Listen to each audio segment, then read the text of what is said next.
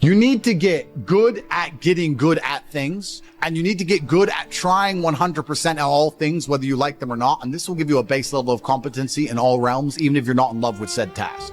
Success is like being pregnant. Everyone says congratulations, but nobody knows how many times you get. Absolutely. But that's the beauty of success, right? Because all the times you get teach you the lessons you need to be successful in the first place. You would never be successful without getting screwed over. And also, you wouldn't be happy with your success without getting screwed over. There's no light without dark. So it's very important that you go through these bad things, one, to learn lessons, but two, to learn gratitude and appreciation for things once you have them. It's extremely important. Every time something bad happens to you, you need to say thank you to God. Thank you, God, for giving me this difficult time, for me to learn lessons, and for me to have more appreciation for my fantastic life in the future. That's how you should approach life. And especially success is exactly the same way. The lessons you'll learn failing along the way will ensure that when you get to the top, you can keep it. Firstly, the tenet of bravery. It's difficult to think of a scenario where being brave would be a negative mindset for you to be able to tap into, because bravery affords new options you haven't previously considered. If you're a coward, you don't have certain options on the chessboard because you simply don't have the bravery to make X moves. But if you are brave, you can analyze these moves. So you have a whole bunch of moves that most people don't have. Most people do not have the bravery to consider alternate paths. You need to be able to look at the chess moves that most people will not be prepared to make, and most people live very afraid. So bravery is an extremely important skill to hone. It's something you should practice. You should often sit and think, what would be the bravest decision I could make in this scenario? What would be the bravest one I could possibly make? And consider it. I'm not saying do it, but you should get in the mental model of considering it. Because quite often when you're a coward, brave decisions don't even cross your mind, ever. They don't even cross your psyche. They're not even something that's interesting to you. You haven't trained your mind to consider them. So you need to train your mind to consider bravery, because bravery is something that is going to universally apply throughout your life. It doesn't matter if you're rich, it doesn't matter if you're poor, it doesn't matter if you're in Thailand, it doesn't matter if you're in Peru. Having the option to be extremely brave and consider the options which are afforded only to a brave person is going to be something which is always going to benefit you. So it's very important that you consider and think about bravery as a whole, something I want you to hone. Life is sales. Convincing a woman to love you is sales. Work is sales. Life is sales. So fantastic thing to learn. Boxing, once again, fantastic thing to learn. It's very good. Your body and mind are connected. You cannot have a strong mind without having a strong body. Fantastic. Who should you be before you become rich? Well, money is an amplifier. Money's not going to change who you are. It's going to amplify who you are. If you're a good person, it'll make you a very good person. If you're a bad person, it'll make you a very bad person. If you're a weak person, it'll make you very weak and cowardly and scared. If you're a strong person, it'll make you very brave. Money amplifies.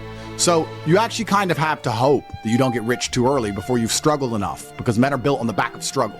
You have to go through pain and terrible things as a man and struggle constantly to be a good man. No man who has not struggled is a good man or good at being a man. But don't worry, I think God has a plan for you. You should be trying your absolute best to get rich all of the time. You should be struggling and working as hard as possible. And all of those lessons that will come with all the suffering and the difficulty will be amplified by the time you're a multimillionaire and you'll become the best version of yourself. That's how you become a top G. Wake up every day and be prepared to give 100% focus to all of the things you do. That's all you have to worry about. It's kind of like, if you worry about the work, the results come. The results are easy. Guys, money is easy. Money is easy. Women are easy. The life you want is easy. All you have to do is fall in love with the work.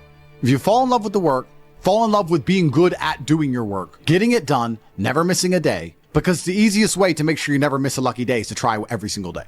Lucky days exist, and you're never going to know if you have a lucky day or not unless you try every single day. Then you're never going to miss any lucky days, and you're going to pull it off, and you're going to realize it wasn't actually that difficult. All it took was consistency and constant effort, never being lazy and doing everything I'm supposed to do properly.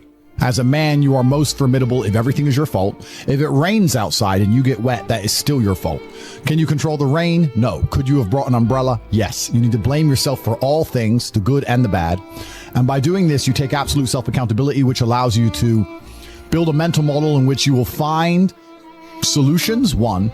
2, avoid trouble, because you know that anything bad happens to you is your fault. And 3, be the most fearsome competitor possible, because we're living in a very competitive world nowadays amongst the elites.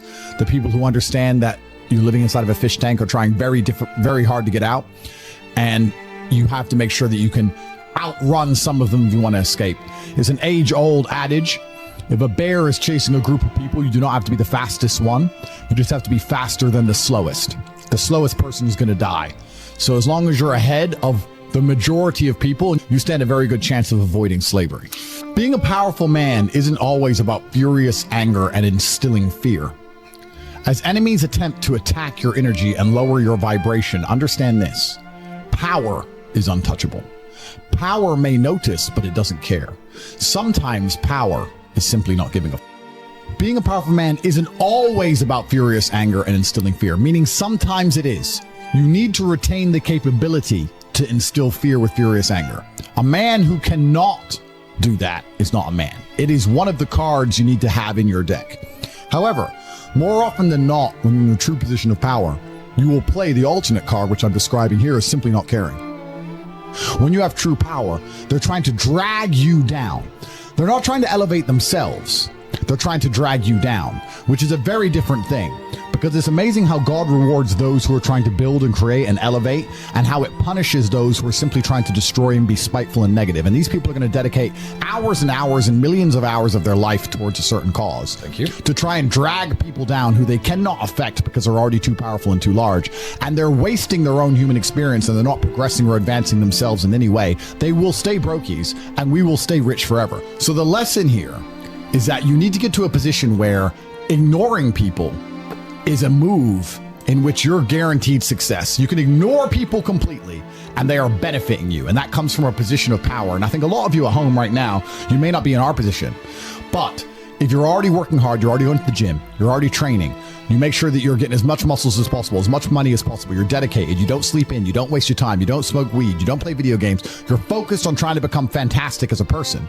If you lack somewhere, excel somewhere else. Counter your weaknesses by honing other capabilities. If you're ugly, become filthy rich. If you're poor, be as strong as an ox. Life is unfair. The primary focus of your energies is to balance the books.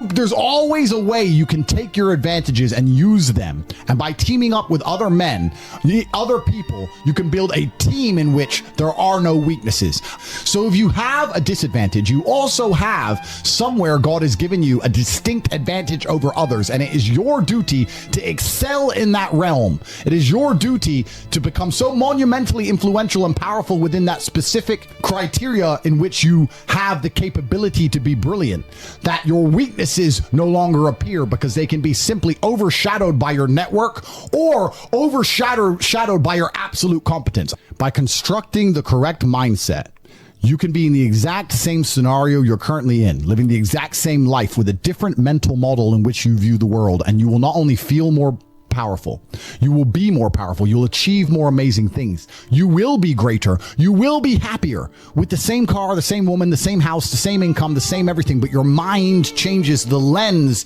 in which you view the world. If you try your very best in all things and you pray and you're really thankful to God and you say thank you all the time, you start to become very lucky. Lucky things start to happen. You get the luck you deserve when you try. Competence is extremely important.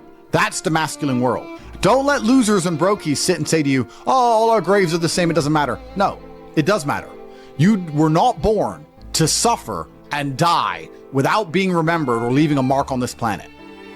You weren't born for that. You were born to do something great and to be remembered. You were born to leave offspring, which are so fantastic, raised in your image, that you, by proxy, are discussed into eternity. Your bloodline becomes synonymous with competence and capability. That's why you were born. The reason the male peacock shows its feathers is to say, look what I have. There is nothing wrong with that. That's what built the modern world. All of the explorers who risked their lives on the 7 seas did it to say, look what I did. The most beautiful buildings around you, the cathedrals, all these things that were built by men saying, look what we have done. We have done something other people cannot do. It's not a stupid idea. It's actually a biological norm amongst men. Don't be confused. You don't want to flex asininities. You want to flex capabilities. You want to flex competence. You want to flex, look what I can do, which others cannot do. And respect often lies on the other side of fear. If there's a decision that everybody's afraid to do, but you do it, that is what's going to get you respected by your peers. It's very easy for you to become the best version of yourself if all the men around you are pushing you all of the time. And they're ensuring that they are being their best selves, which is constantly pushing and striving towards successes. This is what you're supposed to do. You always have. This is why even boxers, although they fight alone, they train as part of a camp with other boxers. You're always pushing yourself all of the time. That's the primary objective of masculinity, is to leave your mark on the world. And it's easiest to do that if you have brothers behind you who are pushing you to be your best self. It amazes me that so many people in the world still today, even though we have instant access via social media to the truly successful, believe anything they've done matters. So you've made 100 grand. You're still poor. That's nothing. That is nothing. 100 grand is nothing. It is my cigar bill for a month. It's nothing. You've changed nothing. You've achieved nothing. You need to compare yourself always and constantly to somebody who is outperforming you. You need to stop being so happy with yourself for these tiny little successes. This is what they teach inside of common pop psychology classes.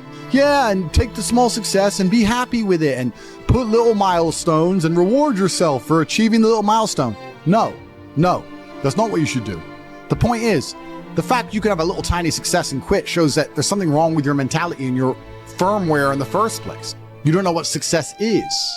I don't consider myself successful. So how can you consider yourself successful enough to not work? All I do is work. I work 7 days a week, 18 hours a day, every single day, never missed a day, headache or not, ever. So I don't understand this mindset.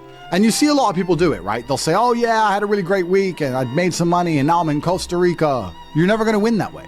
People often say to the extremely wealthy people, why do you work all the time? All you do is work. If I was as rich as you, I'd just go on holidays. Not understanding that the kind of person who goes on holidays when they have money is not the kind of person who becomes truly rich. The kind of people who become truly rich are the people who work every day no matter what, which is why all of the people who are truly rich are workaholics, because it's the only way to really get there. You can get to a certain point once you're a trillionaire, you're Jeff Bezos or whatever, that you can take some days off. I'm not saying that, but the point I'm making is you need to fall in love with being happy with yourself for how hard you've dedicated yourself to a task.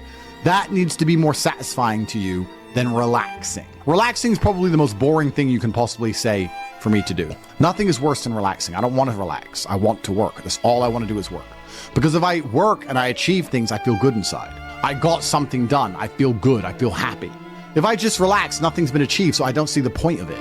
It doesn't even relax me. In fact, it makes me very anxious. So then I feel more stressed than if I was just doing the work in the first place, which is why relaxing is impossible for me. And he said, well, it sounds like you have an anxiety disorder.